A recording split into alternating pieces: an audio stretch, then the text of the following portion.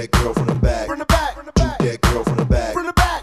I'm DJ Gant-Man, born and raised on the south side of Chicago. Been DJing since I was 10 years old.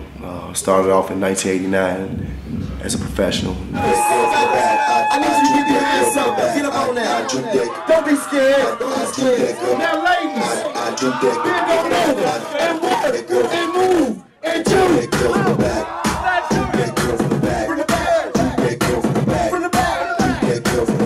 Another one of my main influences was DJ Dion, and honestly, from then on, I wanted to make tracks, and the tracks I wanted to make was ghetto house. We didn't really know that's what we were going to call it. We were just making tracks, Chicago style tracks, but it was for the younger generation that was coming up in the early 90s.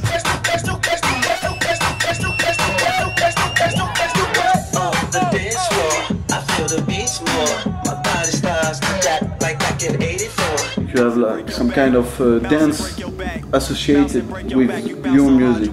Can you tell us more about juke dance?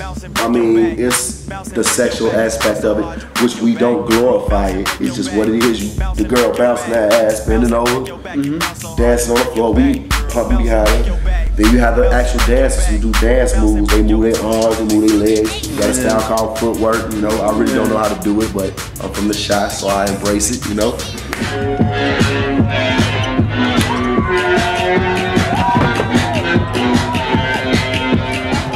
Can you tell me about roller rink in Chicago? The Route 66, that was another roller rink. They threw rave parties there. That was on 66 and King Drive.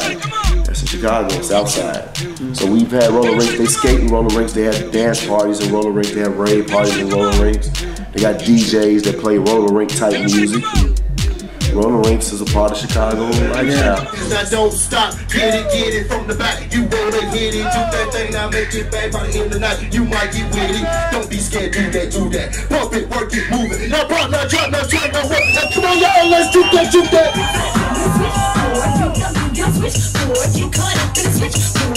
What's your next project? You worked with Kid Sister, yeah, for the track Switchboard. Yeah, Switchboard is the track I produced for my homegirl Kids. She from the shop. She pretty much liked the track and she rapped to it. Then she asked me to do a verse to it for the remix for her album that's coming out with Downtown Records. Shout out to Downtown. Album coming soon. Kid Sister, be on the lookout for that. And from then on, I started being her tour DJ and performing the song with her, and also being a hype man. Can you switch board? Do your switch board? Get caught up in the switch board. This is how you switch board. And we out. You just told me about, I don't know, Detroit and Chicago.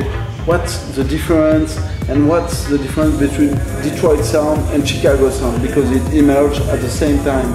It's not over here and it's not over there. It's kind of meets in the middle. It's around the same tempo.